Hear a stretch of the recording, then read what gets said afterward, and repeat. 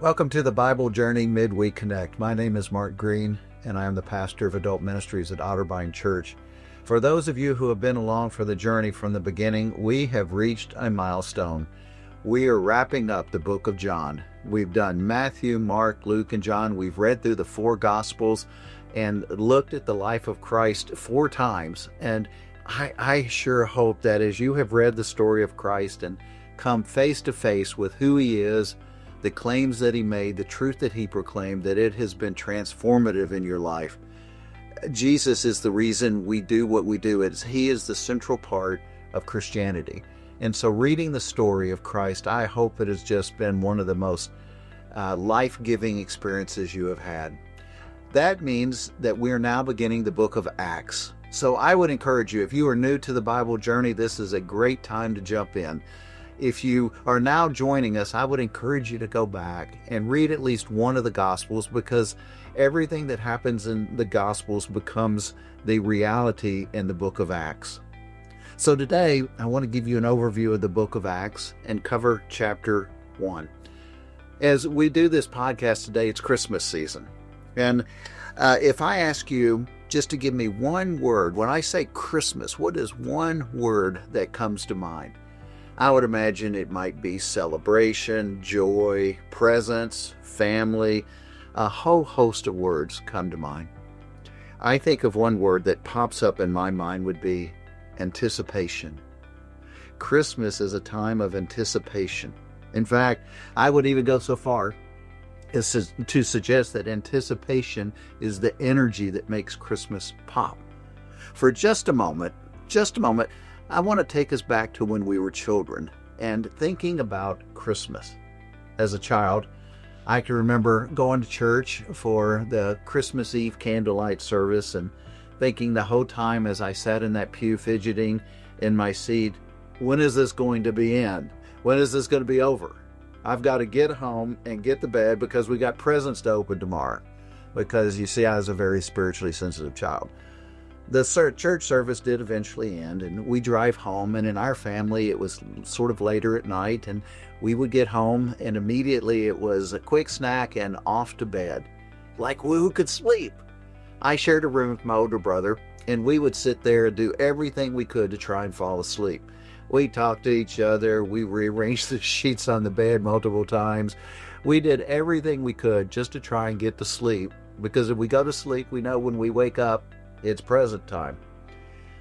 Suddenly, we're awake.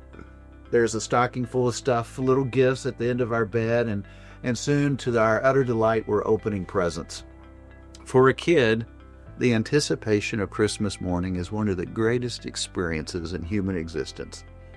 And I want to invite you for just a moment to be a child again and embrace those feelings and that excitement and that joy of anticipation.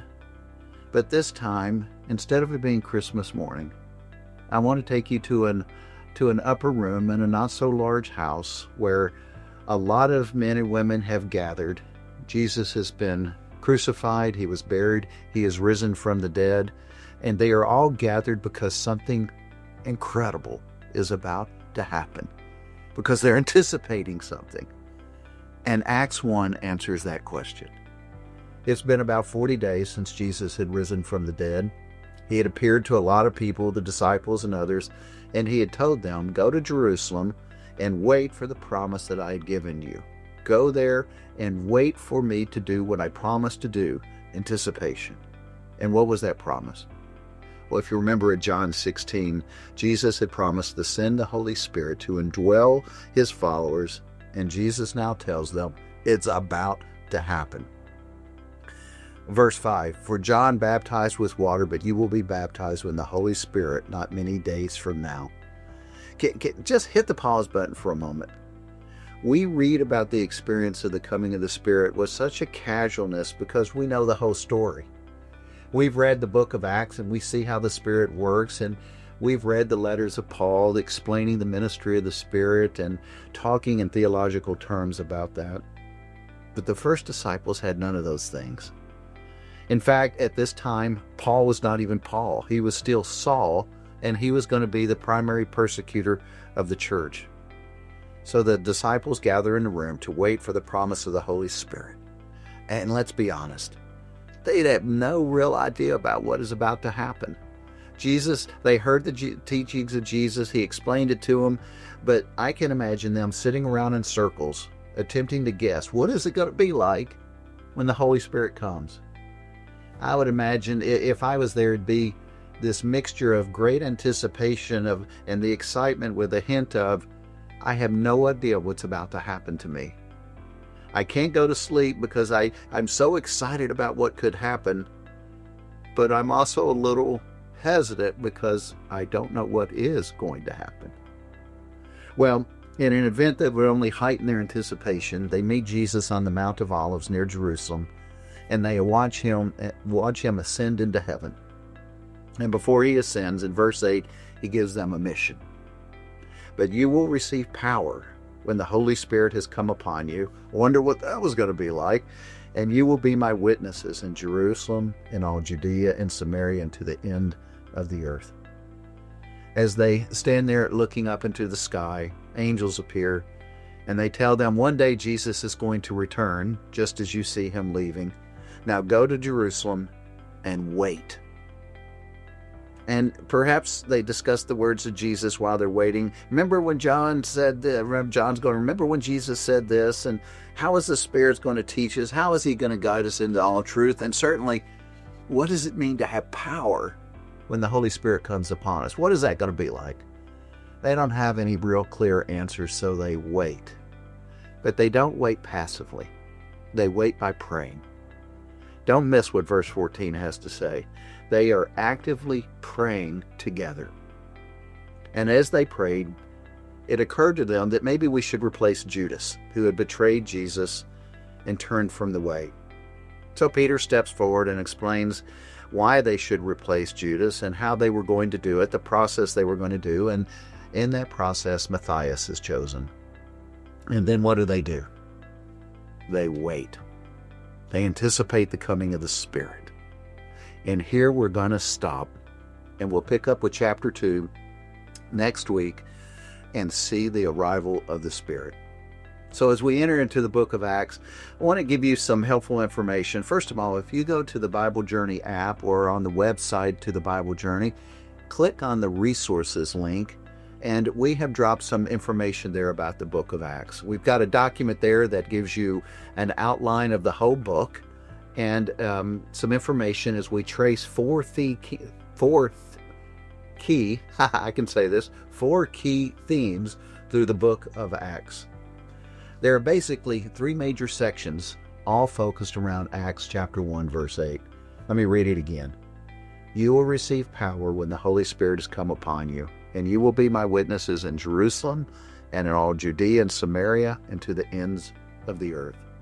So chapter 1 through 8, verse 3, focus on their witness in Jerusalem. Chapters 8, verse 4 through 12:25, focus on the spread of the gospel in Judea and Samaria. In the remainder of the book, chapters 13 through 28, show the spread of the gospel to the ends of the known world. And I mentioned on that resource page are four key themes. Say it again, key themes. We'll get this right. The first theme focused on the speeches or sermons. Believe it or not, 25% of the book of Acts is recording the speeches or sermons of various people. Why? Why this big emphasis?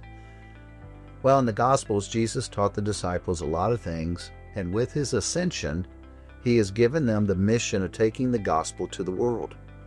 So a lot of these speeches center around the presentation of the gospel. And in these sermons, we're going to learn how they contextualized the gospel to those that were listening, how they brought the gospel message to various ethnic groups, and how the gospel spread throughout the world. So take note of those sermons and speeches. A second theme is prayer. Before I started the book of Acts, I sat down and read the whole book in one sitting. It takes a little time, but it's a marvelous experience.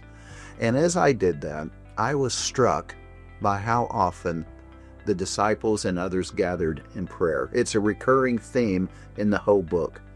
They prayed for direction. God, what do you want us to do? They prayed when persecution arose. This is so important, folks. When persecution arose, their first response was to go pray. They prayed for God to intervene in their midst when they struggled and in the midst of difficulty. They prayed for God's discretion and direction on where to take the gospel next. God, where do you want us to go next? The first church was a praying church. Let's be a praying people. A third theme is the focus on the birth and growth of the church. In Acts 2, verse 42 to 47, we see the first church organizing. And as you read that text, make sure you take note of what they were doing. There were a few key things that they were doing, and that begins to characterize what we, the church, should be about. Take note as you watch the church wrestle through doctrinal and cultural issues.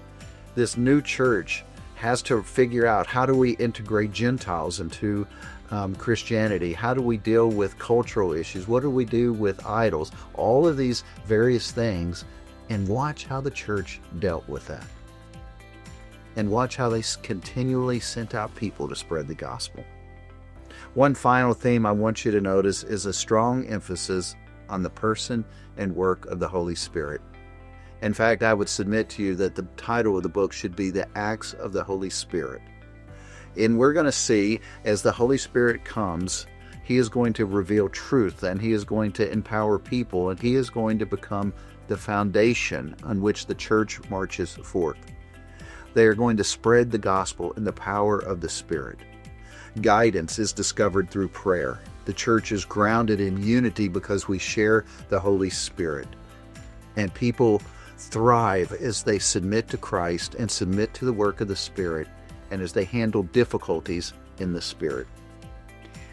So I hope you will enjoy the book of Acts. It is a great book. It's a fun read, and there's a lot of exciting things happen in it that I look forward to unpacking with you. May you find a lot of joy in your journey of reading the Bible.